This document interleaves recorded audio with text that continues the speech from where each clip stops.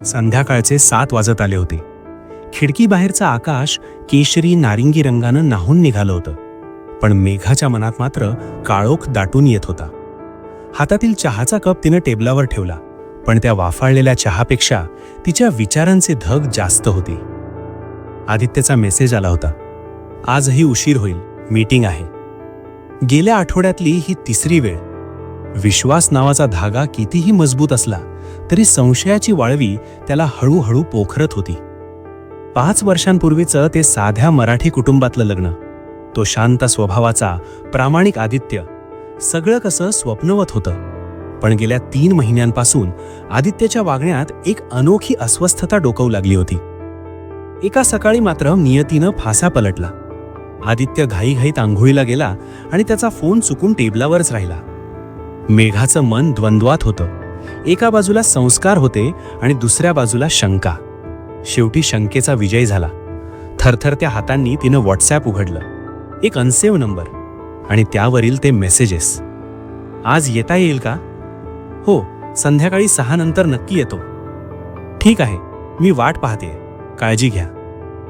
मेघाच्या पायाखालची जमीनच सरकली. ती नक्कीच कोणीतरी स्त्री होती.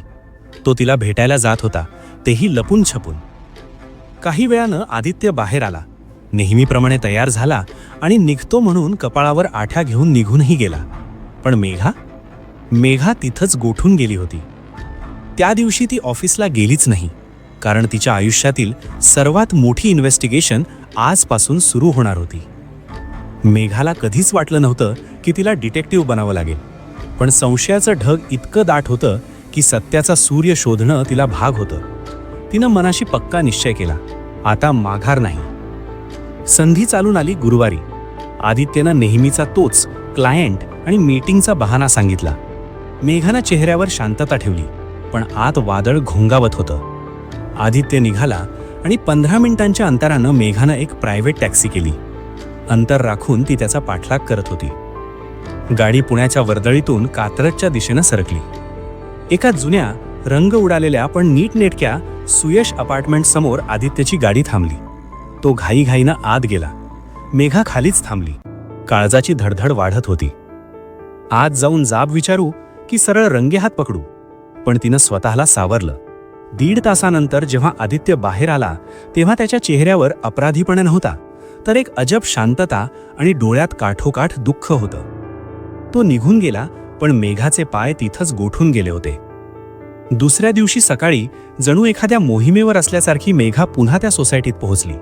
तिथे बसलेल्या म्हाताऱ्या वॉचमॅनला तिने विचारलं, काका, काल इथे एक गृहस्थ आले होते, ते 3ऱ्या मजल्यावर कोणाकडे गेले होते? वॉचमॅनना डोळ्यांवरचा चष्मा नीट केला आणि म्हणाला, 3ऱ्या मजल्यावर? तिथे कमलाबाई राहतात हो, वयस्कर आहेत, एकट्याच असतात, बिचाऱ्या खूप आजारी आहेत. कमलाबाई? वय काय असेल त्यांचं? असाव्यात एक 60-65. कधीमधी एक तरुण मुलगा येतो त्यांची सेवा करायला, तोच त्यांचा आधार आहे सध्या. 60 वर्षांची वृद्ध महिला, आजारपण, आणि आदित्य तिथे गुपचूप जातो. मेघाच्या पोटात गोळा आला. ज्या संशयाला ती अफेअर समजत होती तिथे काहीतरी वेगळंच शिजत होतं. हे सत्य तिच्या कल्पनेच्या पलीकडचं होतं. मेघाच्या मनाचा थरकाप उडाला होता. एकीकडं अपराधीसारखं वाटत होतं, तर दुसरीकडं त्या सत्याची ओढ तिला स्वस्थ बसू देत नव्हती. तिनं लिफ्टचं बटन दाबलं. 3रा मजला. 304 नंबरच्या दारासमोर ती उभी होती. बोटं थरथरत होती, पण तिनं बेल दाबली. साखळी उघडल्याचा आवाज झाला. समोर एक वृद्ध मूर्ती उभी होती. पांढरे केस, चेहऱ्यावर अनुभवाच्या सुरकुत्या, पण डोळ्यात एक अजब तेज होतं.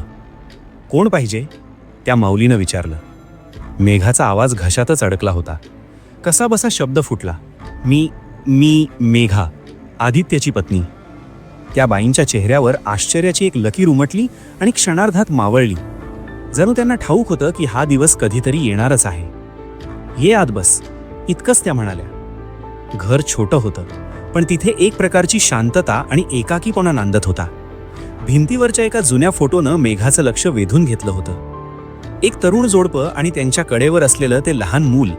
त्या मुलाचे डोळे हुबेहूब आदित्यसारखे होते.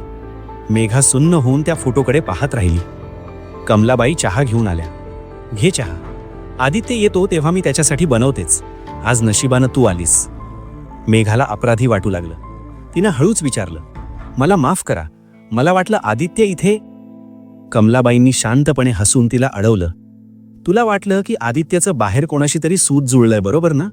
तुझा संशय चुकीचा नव्हता ग, पण आदित्यनं तुला काहीच सांगितलं नाही ही त्याची चूक आहे. कदाचित त्याला तुला दुखवायचं नसेल.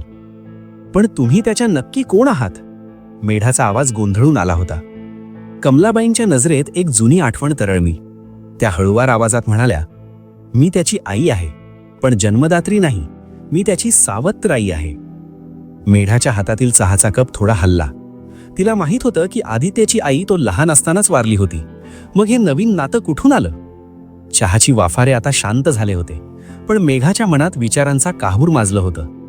कमलाबाईंनी बोलायला सुरुवात केली, जणू अनेक वर्षांपासून साठवून ठेवलेल्या आठवणींचा बांधच फुटला होता. आदित्यच्या वडिलांनी जेव्हा माझ्याशी लग्न केलं तेव्हा तो केवळ 7 वर्षांचा होता. आई गेल्याचं दुःख त्याच्या त्या निरागस डोळ्यात स्पष्ट दिसत होतं. मी त्या घरात आले तेव्हा एकच स्वप्न होतं, या लेकराला आईचं प्रेम देण्याचं.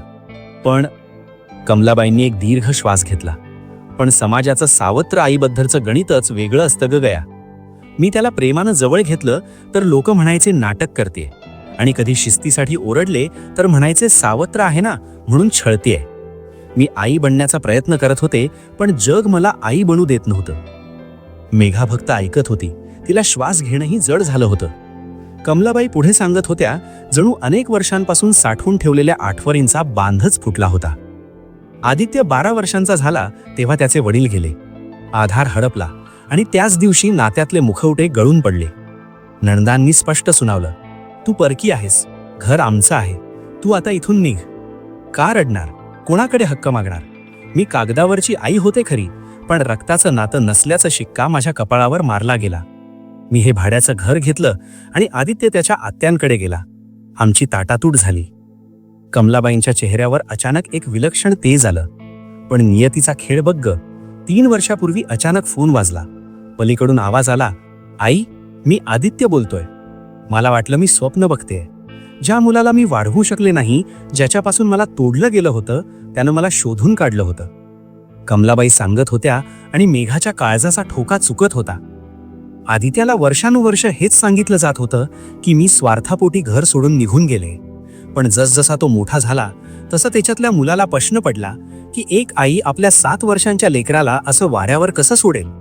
सत्याचा शोध घेता घेता त्याला त्या नणदांचा खोटा चेहरा दिसला आणि एके दिवशी सगळा उलगडा झाला. आणि ज्या दिवशी तो पहिल्यांदा तुम्हाला भेटायला आला, मेहाचा विचारलं. कमलाबाईंच्या डोळ्यात एक चमक आली. 30 वर्षांचा गडी झाला होता माझा आदित्य, पण त्या दिवशी दारात उभा असताना त्याचे डोळे त्या 7 वर्षांच्या छोट्या लेकरासारखेच केविलवाणे होते. तो रडत म्हणाला, आई, मला माफ कर, मी चुकीच्या माणसांवर विश्वास ठेवला. मेघा, त्या एका आई हाकेनं माझ्या आयुष्याचं सोनं झालं ग. मी त्याला काळजाशी धरलं. पण तुम्ही त्याला घरी का नाही घेऊन आलात? माझ्यापासून का लपवलं? मेघाचा आवाज कापरा झाला होता. तो घाबरत होता ग. समाजाची नजर सावत्र आई या शब्दाकडे आजही संशयानंच बघते. त्याला वाटलं तुला हे नातं पटेल का? तुझ्या घरचे काय म्हणतील? या नात्याची उगीच चर्चा नको, हे नातं फक्त आपल्या दोघांतच राहू दे असं त्याला वाटत होतं. तुला संशय येईल हे त्याच्या बिचाऱ्याच्या मनातही आलं नसेल. मेघाला आता स्वतःचीच लाज वाटू लागली होती. ती ज्याला विश्वासघात समजत होती ते तर एका मुलाचं आईवरचं निस्सीम प्रेम होतं. तुम्हाला काय आजार आहे? मेघानं हळूच विचारलं. हे गुडघे आता साथ देत नाहीत ग, आणि थोडी हृदयाची धडधड. दुसरं कोण आहे माझं? आदित्य येतो, औषधं आणतो, कधी कधी 4 घास प्रेमानं भरवतो. माझ्यासाठी हेच माहेर आणि हेच सासर आहे. मेघाचे डोळे आता काठोकाठ भरले होते. तिला समजलं होतं की आजपर्यंत तिने ज्या आदित्यवर प्रेम केलं त्यापेक्षा हा आईला शोधणारा आदित्य तिला अधिक वंदनीय वाटू लागला होता. त्या संध्याकाळी आदित्य जेव्हा घरी परतला तेव्हा घराची शांतता त्याला काहीतरी सांगू पाहत होती. मेघा स्वयंपाकघरात होती, पण तिच्या हालचालीत एक वेगळाच गंभीरपणा होता. तिने मागे वळून पाहिलं आणि तिच्या नजरेतलं ते काहीतरी वाचून आदित्य जागच्या जागी थबकला. बस, आधी बोलूया. मेघाचे हे शब्द ऐकून आदित्यच्या मनात धाकधूक वाढली. मेघाने सगळं सांगितलं. फोन पाहण्यापासून ते सुयश अपार्टमेंटच्या 304 नंबरच्या दारापर्यंतचा प्रवास. आदित्य एखाद्या गुन्हेगारासारखा ऐकत होता. त्याच्या चेहऱ्यावर अपराधीपणा आणि भीतीचं सावट होतं. का लपवलंस हे माझ्यापासून? मेघाचा हा प्रश्न हवेत विरला आणि बराच वेळ शांतता पसरली. आदित्यने मान वर केली. त्याचे डोळे पाणावलेले होते. भीती वाटली ग, की तू हे नातं स्वीकारशील का? समाज आणि तुझे घरचे विचारतील की जिचं रक्ताचं नातं नाही, जिने फक्त 2-5 वर्ष काढली, तिला इतका का जपतोयस? मला हे नाते गमवायचं नव्हतं. मेघा शांतपणे ऐकत होती. आदित्य पुढे सांगू लागला, आईशिवाय लहान मूल कसं असतं हे तुला ठाऊक आहे? माझी जन्मदात्री आई गेली तेव्हा मला तिचा चेहराही नीट आठवत नव्हता. त्यानंतर कमलाबाई आल्या. त्यांनी फक्त 2 वर्ष मला सांभाळलं. पण त्या 2 वर्षात त्यांनी मला जेवण भरवलं, शाळेत सोडलं आणि रात्री रडलो तर थोपटून झोपवलं. त्या 2 वर्षांची शिदोरी घेऊन मी पुढची 25 वर्ष काढली आहेत ग. आदित्यचा आवाज हुंदक्याने दबला होता. लोक म्हणाले त्या सोडून गेल्या, पण माझ्या मनाला ते पटत नव्हतं. कारण ज्याचं प्रेम खरं असतं ना, त्याची जाणीव रक्ताच्या नात्यापेक्षा मोठी असते. जेव्हा मी त्यांना शोधलं आणि त्यांनी पुन्हा एकदा माझं डोकं मांडीवर घेतलं, तेव्हा मला वाटलं मला माझं हरवलेलं बालपण परत मिळालंय. हे नातं जपताना कुणाचा तरी आक्षेप येईल, हीच भीती मला तुला सांगण्यापासून रोखत होती. खूप वेळ शांतता पसरली होती. मेघाच्या मनात रागाची जागा आता अपार करुणेने घेतली होती. तिने एक दीर्घ श्वास घेतला आणि ती ताडकन उठली. चल, ती गंभीर आवाजात म्हणाली. आदित्य गोंधळून गेला. कुठे? आत्ता रात्रीचे 9:30 वाजता? हो, आत्ता आणि याच क्षणी. मला त्यांना काहीतरी सांगायचं आहे. रात्रीच्या त्या निवांत वेळी ते दोघं पुन्हा एकदा सुयश अपार्टमेंटच्या 304 नंबरच्या दारासमोर उभे होते. बेल वाजली आणि काही क्षणात कमलाबाईंनी दार उघडलं. समोर मेघा आणि आदित्यला एकत्र पाहून त्यांच्या चेहऱ्यावर आश्चर्याचे भाव उमटले. आई? आदित्यच्या तोंडून तो शब्द इतक्या नैसर्गिकपणे बाहेर पडला की मेघाला क्षणभर गहीवरून आलं. तो कमलाबाईंच्या पायाशी जाऊन बसला, अगदी लहान मुलासारखा. मेघा पुढे झाली आणि तिने कमलाबाईंचे दोन्ही हात आपल्या हातात घेतले. तिचे डोळे पाणावलेले होते, पण आवाजात एक वेगळाच निर्धार होता. ती म्हणाली, आई, मला आधी खरं समजलं नाही, त्याबद्दल मला माफ करा. पण आता मला एकच गोष्ट माहीत आहे, तुम्ही फक्त आदित्यचीच नाही, तर आजपासून माझ्यासाठीही आई आहात. कमलाबाईंच्या सुरकुतलेल्या गालांवरून आनंदाश्रू वाहू लागले. शब्दांची गरजच उरली नव्हती. त्यांनी मेघाचा हात घट्ट धरला, जणू अनेक वर्षांचं त्यांचं एकाकीपण एका क्षणात संपलं होतं. आदित्यानेही मेघाचा हात धरला. त्या छोट्याशा खोलीत जिथे कालपर्यंत फक्त आठवणींचा अंधार होता, तिथे आज विश्वासाचा दिवा पेटला होता. एक तुटलेलं कुटुंब जुन्या जखमा आणि संघर्षासह पुन्हा एकदा एकत्र आलं होतं. कारण शेवटी नातं रक्ताचं असो वा नसो, ते जपणाऱ्याच्या मनाचं असणं जास्त महत्त्वाचं असतं. त्यानंतरचे दिवस एखाद्या संथ वाहणाऱ्या नदीसारखे शांत पण आनंदी झाले होते. मेघाने आता पूर्णपणे पुढाकार घेतला होता. प्रत्येक शनिवारी ते दोघे कमलाबाईंच्या छोट्याशा घरात डेरा टाकायचे. ज्या घरात एकेकाळी एकाकीपणाचा वास होता, तिथे आता खमंग फोडणीच्या वरणाचा सुगंध दरवळत होता. सुरुवातीला कमलाबाईंना थोडा संकोच वाटायचा. त्या म्हणायच्या, पोरी, इतका त्रास नको घेऊस ग, तुझं स्वतःचं जग आहे, स्वतःचं आयुष्य आहे. मेघा हसून उत्तर द्यायची, आई, तुम्ही सुद्धा माझ्या या आयुष्याचाच एक अविभाज्य भाग आहात. दोघींमध्ये हळूहळू जवळीक निर्माण झाली. कमलाबाई मेघाला पुण्याच्या पारंपरिक स्वयंपाकाच्या युक्त्या शिकवू लागल्या.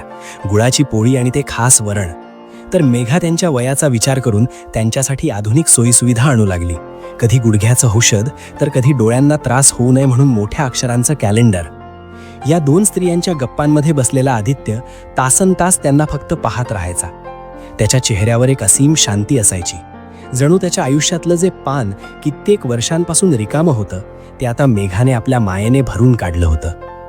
एके दिवशी रात्री घरी परतताना मेघाने विचारलं, आदित्य, आता वाटतंय का की हे तू मला आधीच सांगायला हवं होतंस? आदित्यच्या ओठांवर एक प्रांजळ हास्य आलं. त्याने मेघाचा हात हातात घेतला आणि म्हणाला, हो ग, खूप लवकर सांगायला हवं होतं. मला वाटत होतं की हे नातं मी एकट्याने जपीन, पण मला आता कळलंय की आनंद वाटल्याने वाढतो आणि नाती एकत्र जपल्याने अधिक मजबूत होतात. तू सोबत असताना मी स्वतःवर हे ओझं का घेतलं हेच मला आता कळत नाहीये. मेघाने स्वतःलाच प्रश्न केला, कदाचित मीच तुला असा विश्वास दिला नसेल का? आदित्य म्हणाला, नाही मेघा, विश्वासाची जागा मीच तयार केली नव्हती, ही माझीच चूक होती. त्या रात्री चंद्राचा प्रकाश त्या दोघांवर पडला होता, पण खऱ्या अर्थाने प्रकाश पडला होता तो त्यांच्या नात्यावर, जिथे आता कोणतेही गुपित नव्हतं, फक्त पारदर्शकता होती. एका रविवारी आदित्यला ऑफिसच्या तातडीच्या कामामुळे येता आलं नाही, तेव्हा मेघा एकटीच कमलाबाईंकडे गेली. दुपारी जेवण झाल्यावर त्या दोघी गप्पा मारत बसल्या होत्या. खिडकीतून येणाऱ्या कोवळ्या उन्हात कमलाबाईंचा चेहरा आज खूप शांत वाटत होता. मेघा, तुला एक सांगू? कमलाबाई हळूवार स्वरात म्हणाल्या. मी अनेक वर्ष देवाला दोष दिला ग. मनात नेहमी यायचं, का मोडला माझा संसार, का मला इतकी वर्ष एकटं पाडलं. पण आता जाणवतंय, देव कदाचित योग्य वेळेची वाट पाहत होता. मेघाने विचारलं, आता कसं वाटतंय तुम्हाला? कमलाबाईंनी मेघाच्या डोळ्यात पाहिलं आणि त्यांचं ते सुरकुत्यांनी भरलेलं हास्य उमटलं. त्या म्हणाल्या, आता मला इतक्या वर्षानंतर पहिल्यांदा घर असल्यासारखं वाटतंय. मेघाला भरून आलं. तिने मोठ्या मायेने विचारलं, आई, तुम्ही आमच्याकडे राहायला का येत नाही? तिथे आम्ही दोघंही असू, तुमची काळजी घ्यायला सोपं पडेल. इथे एकटं वाटत असेल ना? पण कमलाबाईंनी अतिशय ठामपणे मान हलवली. नको ग पोरी, या घरात माझ्या आयुष्याची अनेक वर्ष गेली आहेत. इथे माझं स्वातंत्र्य आहे, माझ्या वस्तू आहेत, माझी सवय आहे. तुम्ही दोघं नियमित येत राहा, मला फोन करत राहा, माझ्यासाठी तेवढंच पुरेसं आहे. पण आजारपणात किंवा काही लागलं तर? मेघाची काळजी स्वाभाविक होती. कमलाबाईंनी मेघाचा हात हातात घेतला आणि आश्वासकपणे म्हणाल्या, आजारपणात आणि संकटात तुम्ही दोघं पाठीशी आहातच याची आता मला खात्री आहे. आता मी एकटी नाहीये ग. कमलाबाईंच्या त्या शब्दांनी मेघाच्या मनावरचा उरला संशयाचा आणि अपराधीपणाचा भार पार उतरून गेला. तिला जाणीव झाली की नाती ही फक्त एका घरात राहण्याने नाही, तर एकमेकांच्या मनात हक्काची जागा निर्माण करण्याने टिकतात. आदित्याचा 30वा वाढदिवस. हा वाढदिवस त्याच्या आयुष्यातील सर्वात खास क्षण ठरणार होता. मेघाने यावेळी पुढाकार घेतला होता. तिने कमलाबाईंच्या मार्गदर्शनाखाली आदित्याचा आवडता चॉकलेट केक बनवला, तर कमलाबाईंनी मायेने गुळाची पोळी तयार केली. त्या म्हणाल्या, अगं, लहानपणापासून याच्या जिभेला हीच चव हवी असायची.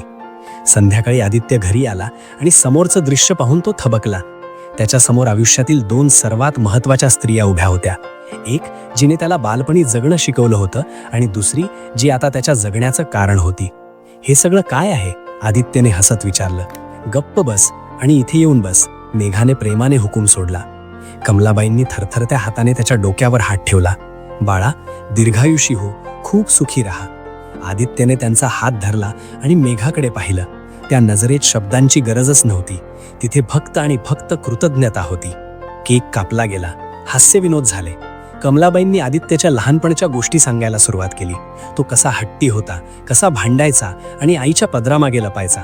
मेघा ते सगळं डोळ्यात प्राण आणून ऐकत होती. तिला आज जाणीव झाली की तिच्या समोर असलेल्या या कणखर माणसाच्या आत अजूनही तो छोटा मुलगा लपलेला आहे, ज्याने खूप कमी वयात खूप काही गमावलं होतं. मेघाला उमजलं होतं की माणूस जेव्हा त्याच्या जखमांसह समजतो तेव्हा तो अधिक प्रिय वाटायला लागतो. काही नाती कागदावर लिहिलेली नसतात, काही रक्ताची नसतात, तर काही कायद्याच्या चौकटीत बसत नाहीत, पण ती असतात मनाच्या खोल कप्प्यात, काळजाच्या कोपऱ्यात वर्षानुवर्ष जपलेली. शेवटी माणूस काय शोधत असतो? फक्त प्रेम नाही, तो शोधत असतो एक असा माणूस जो त्याला त्याच्या सर्व अपूर्णतेसह स्वीकारेल. ते आदित्याला मेघाच्या रूपात मिळालं होतं आणि मेघाला ते सत्य स्वतःमध्ये सापडलं होतं. तर मित्रांनो, ही होती सावत्र नावाच्या पलीकडची एक निखळ मायेची कथा. नाती रक्ताची नसली तरी ती विश्वासाच्या धागाने विणली की ती अधिक मजबूत होतात.